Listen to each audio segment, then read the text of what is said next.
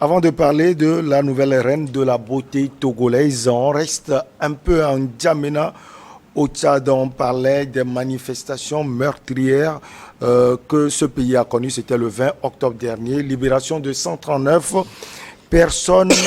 Alors, oui, c'est Adam Adjronou. Adam, on vous donne la parole. Ces personnes, le coach l'a dit tout à l'heure, étaient amenées à Korotoro, à plus de 600 kilomètres au nord-est de N'Djamena, la capitale. Vous, cette libération, comment vous pouvez l'analyser? Est-ce que c'est un signe d'ouverture du pouvoir de N'Djamena? Bon, quelle ouverture, quelle ouverture. Puisque pour moi, vous savez, pardon, vous savez, on parlait du cas de la Guinée tantôt, lorsque nous estimons que ce projet pouvait être modélisable compte tenu du fait que cela peut, d'une manière ou d'une autre, si nous prenons tous les aspects de la question des missions régaliennes confiées donc à un force de l'ordre et de sécurité, je pense que la question se pose entièrement au niveau donc, du Tchad. Aujourd'hui, c'est vrai que ce procès, qui pour certains était un sujet qui a été donc expédié, tout simplement parce que tous ces commanditaires, les exécutants, etc., que les gens connaissent et qui ont été donc cités, n'ont pas été pris en compte pratiquement dans ce procès-là. Donc, quelque part, aujourd'hui, je pense que c'est un procès des vainqueurs, plus ou moins, parce que nous avons une juge qui est là, qui a recommandé aux gens, et même si vous avez une mission, j'estime qu'il faudrait véritablement convoquer tous les aspects liés donc aux droits humains, mais également faire interroger également votre âme et votre conscience sur la mission qui vous engage, même si je suis d'accord avec Clisson qui le disait tantôt, qu'il y a des fondamentaux qui guident en réalité dans des missions confiées aux forces de l'ordre de sécurité. Nous sommes avant tout des humains. Et que je pense que ce procès-là, même si aujourd'hui on estime que c'est, pour certains, c'est un procès expéditif, demain ce procès-là va être ressuscité également pour que les vrais commanditaires puissent donc répondre de leurs actes. C'est pourquoi genre, je me dis, ce genre de procès où le cas tchadien n'est pas un exemple à tout point de vue, compte tenu du fait que pour le reste, aujourd'hui, nous avons encore des opposants qu'on continue pas à chercher, compte tenu du fait qu'on estime qu'ils sont liés de près ou de loin à ces manifestations qui a conduit donc à un bain de sang. Sans oublier véritablement qu'il y a eu des gens qui ont exécuté des gens conduisant à cela, mais qui sont là, qui ne sont pas inquiétés. C'est pourquoi moi je me dis aujourd'hui que ces forces de l'ordre de sécurité que nous adulons tant, compte tenu de la mission difficile qu'ils ont, même si c'est un choix de pouvoir donc choisir cette profession-là, il leur appartient que demain, quelle que soit la mission qu'on vous confie, essayez de faire intervenir ou de convoquer tous les aspects liés à tous ces paramètres que je venais de citer là, pour éviter que demain, vous estimez aujourd'hui pouvoir peut-être exécuter un autre compte tenu du fait que nous sommes dans un environnement où la sécurité d'un pouvoir donné prime plus que les autres libertés, mais demain ça vous rattrapera. Et donc je pense que ce demain-là doit donc conduire à ce qu'on ne puisse plus arriver donc à ce genre de choses que nous avons constaté au niveau du Tchad, qui relève en réalité d'une époque lointaine. Parce que quelque part aujourd'hui, lorsque vous voyez des gens en pleine manifestation, c'est vrai qu'il peut y avoir des arrestations comme on en a connu dans la plupart des pays, mais aller jusqu'à massacrer et aller à un bain de sang comme tel, je pense que cela relève d'un temps révolu sur le continent. Donc je pense que pour moi, c'est un procès pédagogique, mais plutôt je prends le cas guinéen, puisque le cas tchadien pour moi n'est pas exhaustivement géré compte tenu du fait qu'il y a des gens qui sont là, qu'on n'a pas conviés. Donc, mais c'est quand même, cela doit interroger donc les consciences des forces de l'ordre de sécurité pour que demain, cela puisse être véritablement une justice et convoquer votre conscience liée donc à cette justice-là qui risque ou tôt ou tard de vous rattraper. Alors, Rodrigue Arrigo, ces manifestations réprimées, c'était le 20 octobre dernier, prouvent à suffisance la division ou bien les problèmes du Tchad actuel. On a vu l'opposition entre deux Tchad, si on peut le dire, Sucem Basra, Yaya Dilo et autres qui incarnent l'opposition dans ce pays. Et puis le pouvoir incarné par Déby fils. L'autre fois, j'écoutais encore Sucé Masra en direct de Washington qui accuse le pouvoir en place. Au même moment, le pouvoir dit que cette manifestation a été interdite. On a vu des jeunes manifestants qui ont vendangé le siège des partis politiques, le siège par exemple du Premier ministre, du parti du Premier ministre actuel. Alors, qu'est-ce que cette libération peut signifier pour vous, analyste politique? J'appelle ça chantage. C'est purement un chantage. La constitution du Tchad n'a écrit nulle part que lorsque le président décède, ou tout comme les constitutions des autres pays, que c'est leurs fils qui doivent les remplacer à la tête des États. Aucune constitution, jusqu'à preuve du contraire, ne l'a dit. Tout le monde a vu ce qui s'est passé au Tchad. Tout le monde a vu, avec la bénédiction d'Emmanuel Macron, qui condamne les coups d'État en Guinée, au Burkina et au Mali, et qui acclame et accompagne le coup d'État opéré par Déby fils. Affectueusement appelé bébé Déby, comme on l'appelle. Je vais avoir votre avis sur cela. C'est vrai que les gens en parlent. Je comprends parce que Emmanuel Macron était en N'Djamena, mais au même moment, on a vu d'autres chefs d'État africains. Le président Faure Gnassingbé était en N'Djamena. Le président en exercice de l'Union africaine à l'époque, Félix-Antoine Tshisekedi, était là. D'autres présidents également étaient là. Oui. Est-ce que Déby fils a eu également leur bénédiction? Écoutez, quand on a fait le coup d'État en Guinée, vous et moi avions tous lu les réactions de tout ce beau monde cité. Quand le coup d'État au Mali est arrivé, vous et moi avions lu les réactions de tout ce monde cité. Quand le coup d'État au Burkina est arrivé, vous et moi avions lu et vécu les réactions de tout ce monde cité. Mais quand ça s'est passé au Tchad, tu peux me dire avec assurance ce qu'a été les réactions de tout ce beau monde-là qui se sont représentés pour acclamer l'intronisation ou d'un fils qui prend la place de son père, parce que certains parmi eux sont également des fruits de cette pratique-là qui viole totalement les dispositions constitutionnelles. C'est en cela que je réponds à votre question. Si on peut analyser les réactions des uns et des autres pour voir si bébé Déby a obtenu la bénédiction de tout ce beau monde-là.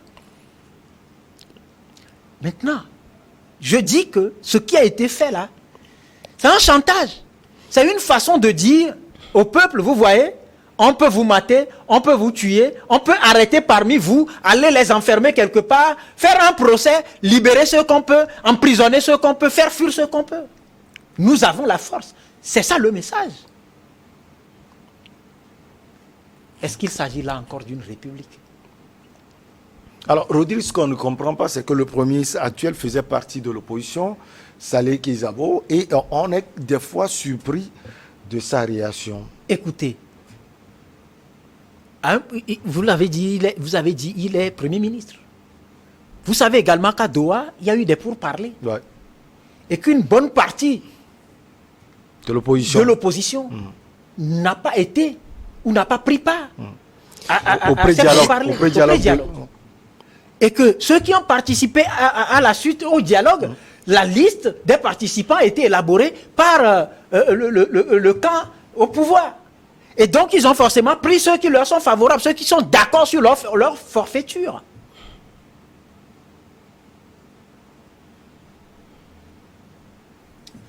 On ne peut pas continuer avec la politique de 2 poids 2 mesures.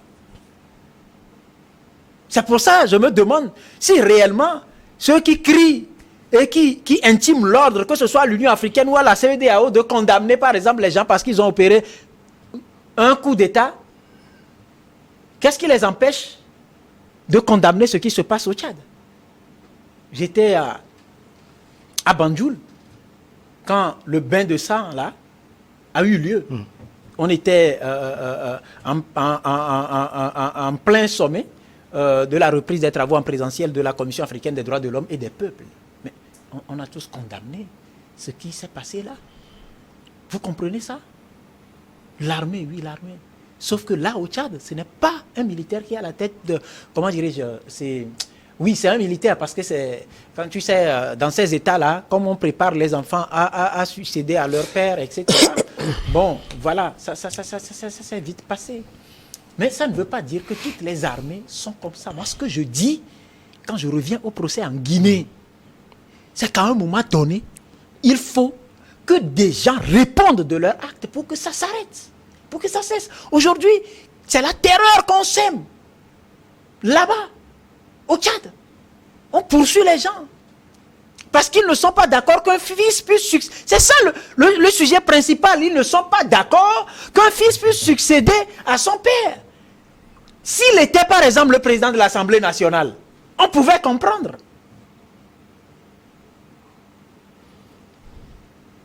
Qu'est-ce qu'on veut pour l'Afrique?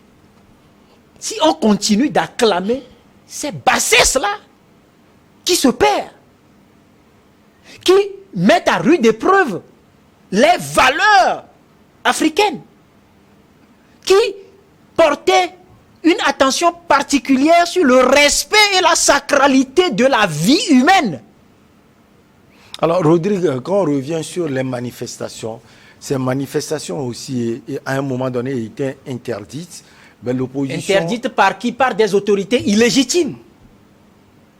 Qui ont peut-être des informations. Quel genre d'informations? Parce que des fois, Rodrigue, on peut annuler des manifestations parce qu'on a en possession quelques informations. On peut comprendre. Mon frère Michel. Les ministres le font. Mon frère Michel. La base est faussée. Ouais, ça, on peut comprendre. La base est faussée. Il n'y a pas que la légalité, il y a la légitimité. Et ceux qui ont organisé ces manifestations le faisaient pour que la légalité et la légitimité soient rétablies. C'est de cela qu'il s'agit. Et quand vous lisez les constitutions, il y a des articles. Ceux qui ont écrit les constitutions ont aussi écrit des articles qui demandent à un moment donné aux populations et au peuple de prendre leurs responsabilités face à ces cas de violation des dispositions constitutionnelles. C'est de cela qu'il s'agit. Qu'est-ce qui empêchait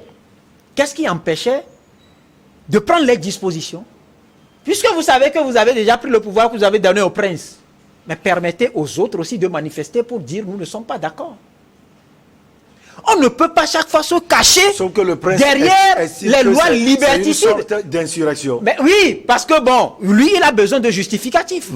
Il en a besoin. Ouais, coach, vous voulez ajouter quelque chose? Je ris seulement parce que je pense que c'est pour ça que nous nous condamnons le coup d'État. Voilà. Parce que les coups d'État en eux-mêmes là n'ont rien de... Ouais, il parle de deux poids, deux mesures. Non, il a parlé...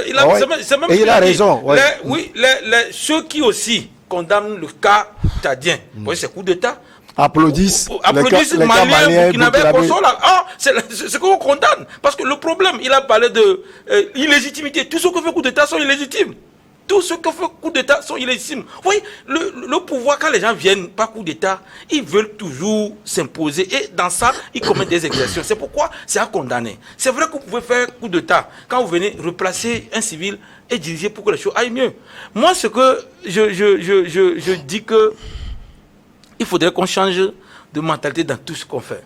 Parce que ces débats sont censés proposer des solutions pour qu'on s'en sorte d'une manière ou d'une autre un jour. Et dans ça, il faudrait que, comme Rodi le dit, qu'on arrive vraiment à faire sortir ce qu'il faut vraiment pour que la population change. Parce que les gens, dans les constitutions, c'est dit que quand il y a la sécurité en jeu, que les militaires doivent intervenir. Et que le pouvoir ne fait que surfer sur ça. Et ce qui est bizarre, moi je ne vais pas aller très loin, ce n'est pas que les présidents qui placent leur fils. Kagwara, son papa, il n'y a pas quelqu'un dans son parti. Il y a les opposants qui placent aussi leur fils. Maître Agboibo, on n'a pas voulu faire placer son Pascal. fils. Oui, Pascal.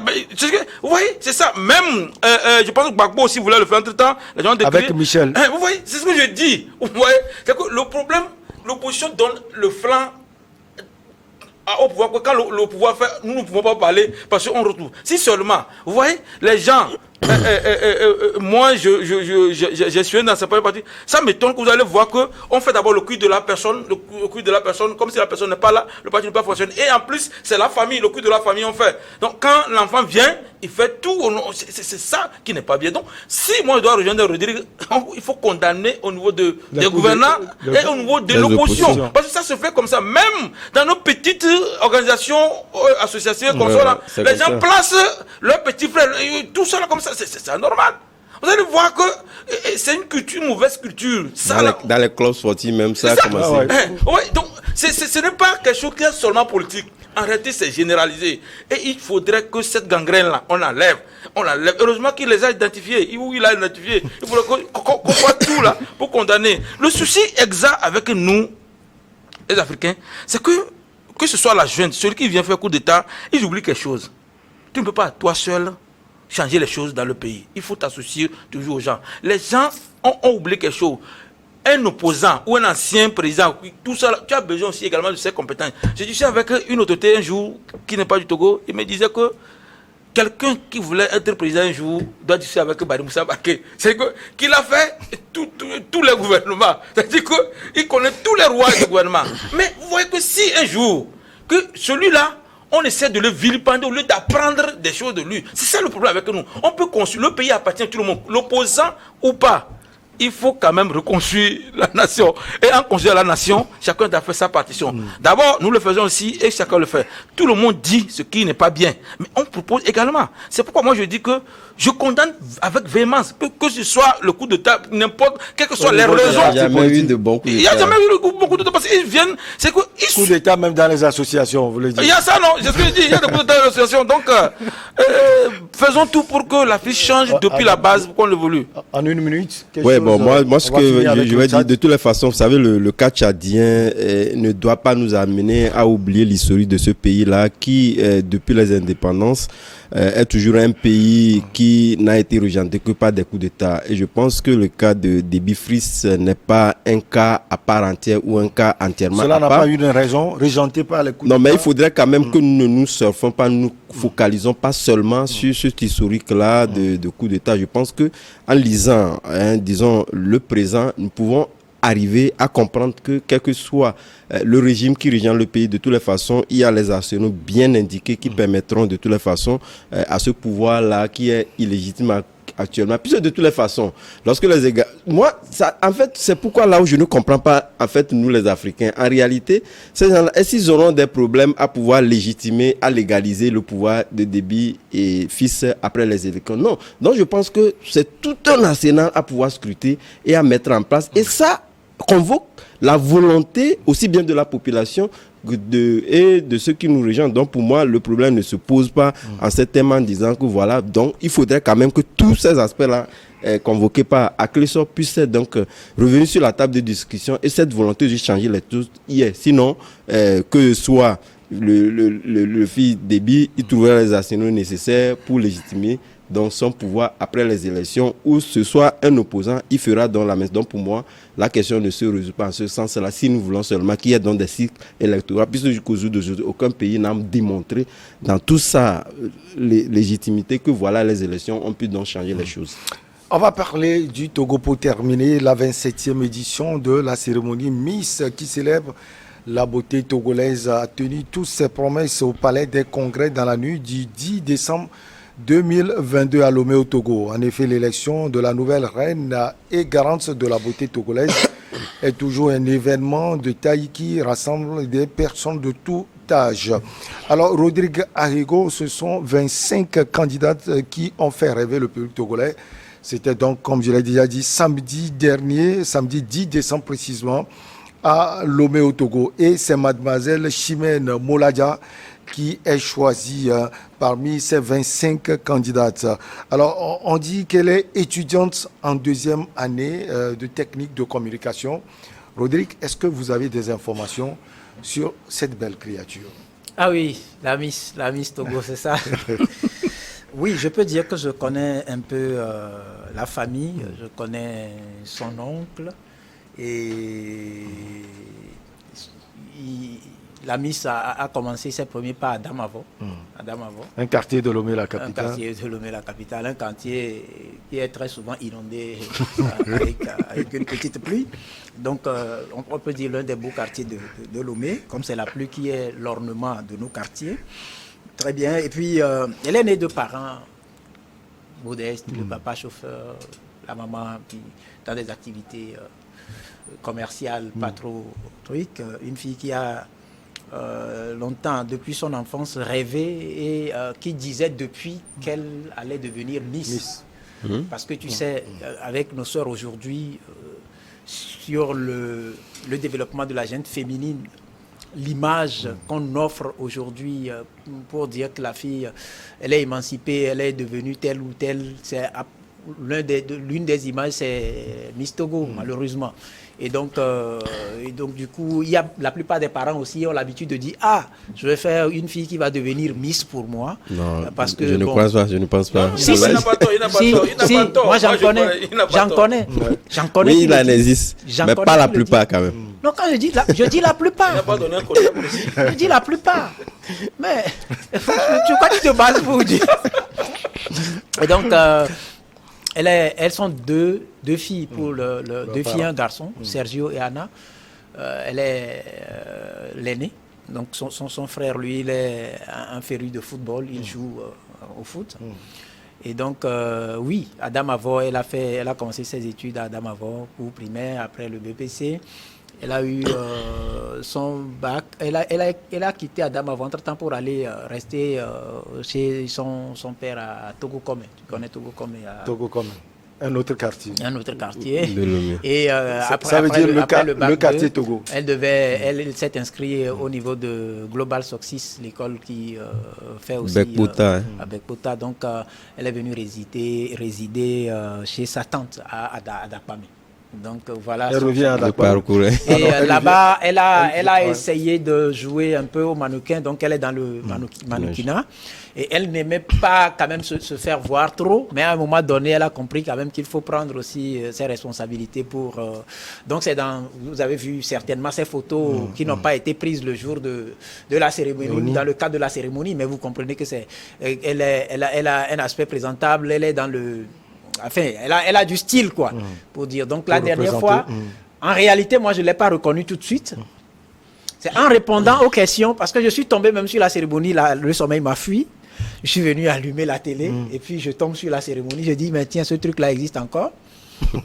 Et puis, bon, quand les filles répondaient aux questions, elles étaient 3, à mon avis, qui, dans leurs réponses, j'ai vu, j'ai dit, l'une d'entre ces filles sera la Miss.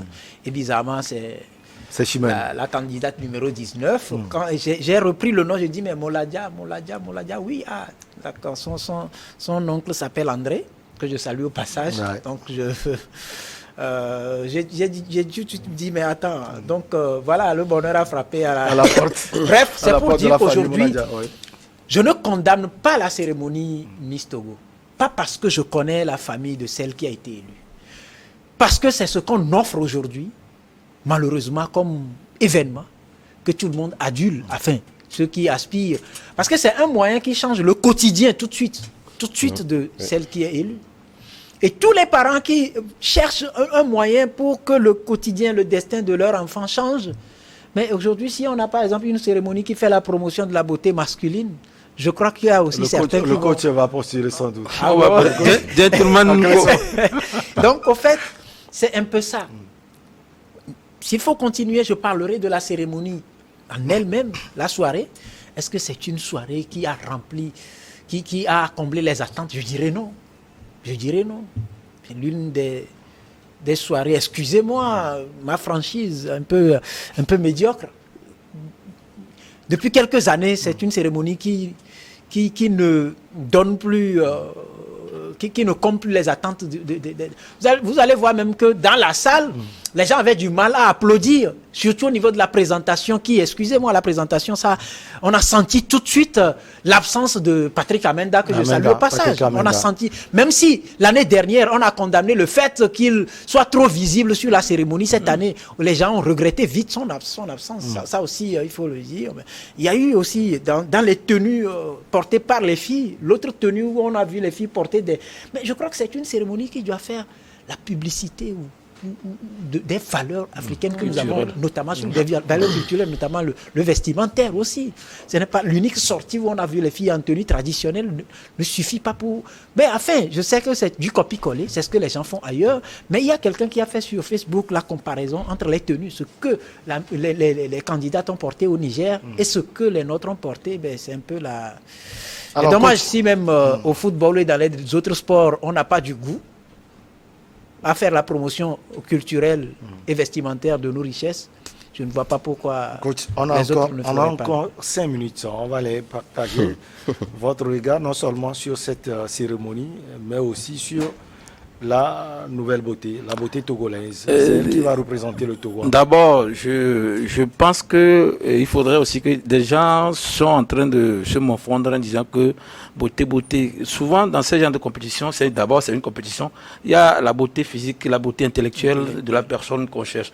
D'abord, on a dit qu'elle est quelqu'un de la communication. Donc, elle a réussi côté communication. Donc, il ne faut pas que les gens se prennent là. Parce que j'ai eu une discussion avec quelqu'un sur une plateforme où il dit qu'il est culturaliste et quelque chose comme ça. Sauf qu'il est allé à côté de qui se passe. Je viens de voir au moins, Rodrigue a jugé que on devait voir plus les tenues. Mais il y a les tenues traditionnelles et culturelles qui sont portées. Au moins, on a apprécié. C'est qu'on a dit qu'on devait voir au moins 2 ou 3 fois ce passage de tenues traditionnelles. Donc ça veut dire qu'il y a eu lieu. Mais moi, mon problème, c'est lié aux émoluments là, qui est bien, qui n'est pas bien. Vous voyez, quand vous vérifiez, on dit qu'elle a une voiture de 14 millions, qu'elle doit recevoir 5 millions. Donc, comité ministériel donne 4 millions et la Poste donne aussi 1 million. Or, la Poste, quand vous allez vous financer un projet de jeunes, la Poste dira qu'il n'y a pas d'argent. Il y a des lots de Sivo jusqu'à 1 million 400. Il y a Onomo qui prend les gens jusqu'à 2 500 000 pour pisciner consort et on dit devoir aller retour en France et consort. Je pense que si c'est pour faire la promotion de la beauté nationale, d'abord les voyages doivent être intérieurs. La ministre doit connaître toutes nos préfectures, nos régions. Ce n'est pas vu là-bas. C'est pour porter les valeurs togolaises. Les valeurs togolaises, d'abord. Elle va voyager. Vous voyez, la voiture de 15 millions. On peut, c'est un non seulement, 14 millions plutôt. Je pense qu'on peut aller au garage central lui donner. C'est moteur, ça. Oui, on peut aller au garage central lui confier un RTG. Quel conduira 1 an. Quand il finit, on peut trouver une voiture entre 6 millions ou 7 millions et que l'argent là ne soit pas ainsi. Et en plus, l'image de ce que la communication qu'on est en train de donner aux filles.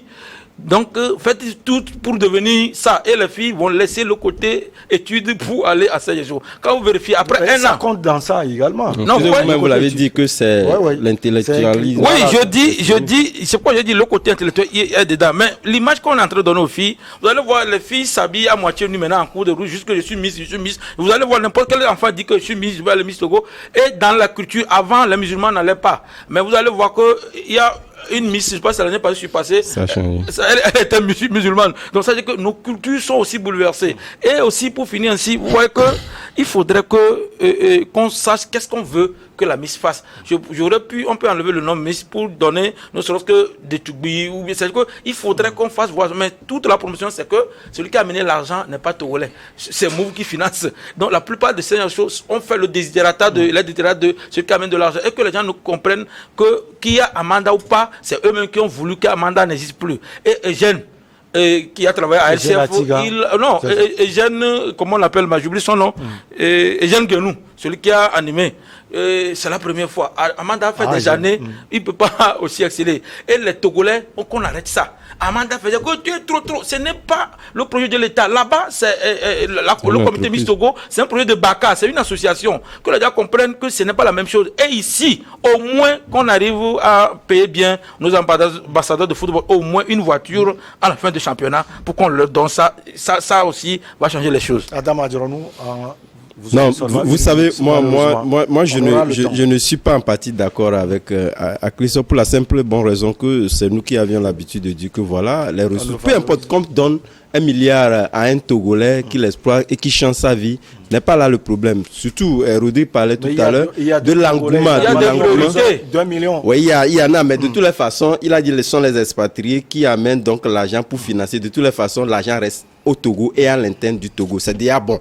Donc maintenant, Rudy parlait du fait que l'engouement qu'on s'y attendait depuis les années, qu'on voyait, n'est plus le cas aujourd'hui. C'est dire quelque part que moi je pense que ça doit réveiller Kweku Banka en prenant en compte aujourd'hui aujourd'hui les opinions qui sont exprimées sur, aussi bien, c'est pas une question d'organisation, moi l'organisation ne m'intéresse pas, sur les valeurs à pouvoir peut-être à rajouter sur ce Miss-là pour changer un peu la matière qu'il y a. Il en parlait également en parlant du fait que, voilà, la beauté exprimée en le comparant avec d'autres secteurs d'activité, faire en sorte qu'on puisse peut-être exprimer autre chose qu'aujourd'hui la beauté naturelle qui est beaucoup plus mise en avant, puisque la beauté intellectuelle était venue après. Et moi, je pense qu'il faut mettre d'autres rudiments. Par exemple, il y a d'autres gamins qui essaient déjà de le compétir sur cet allure-là. On a parlé de Miss Artisanat, que les gens ont eu le temps aujourd'hui, des Miss concernant donc la science, etc. Donc, il doit commencer déjà par passer à reformer la Miss telle qu'on le voit actuellement. Sinon, demain, ce ne serait pas facile. Adam Adjorno, merci beaucoup à vous. Vous êtes toujours à l'IS. Oui, je le peux temps juste est contre dire, nous. Oui, le temps est contre nous. Mais le pourquoi, par exemple, les gens restent focalisés sur Miss et condamnent, je comprends. Parce qu'il n'y a pas d'autres ouvertures. Par exemple, à nos jeunes enfants de sexe masculin, où il n'y a pas d'autres ouvertures, que l'État puisse prendre la mesure. Vous savez, il y a plein de sociétés qui veulent bien, par exemple, financer des choses. Il y a des porteurs de projets également. Mais il y a une certaine mainmise sur ces sociétés qui ont du mal à respirer. Ouais, ailleurs, ça contribue à développer les pays. Mais chez nous, je pense qu'il faut vraiment réétudier ça. Il faut pas faire chercher des efforts. l'appartenance politique des gens avant de financer les projets porteurs que les gens ont. Rodrigue Arrigo, merci beaucoup à vous. On se retrouve la prochaine fois, la semaine prochaine. On va garder le trio. Merci à nos chers amis aussi scotchés à l'émission. Merci pour vos remarques et conseils. À très bientôt.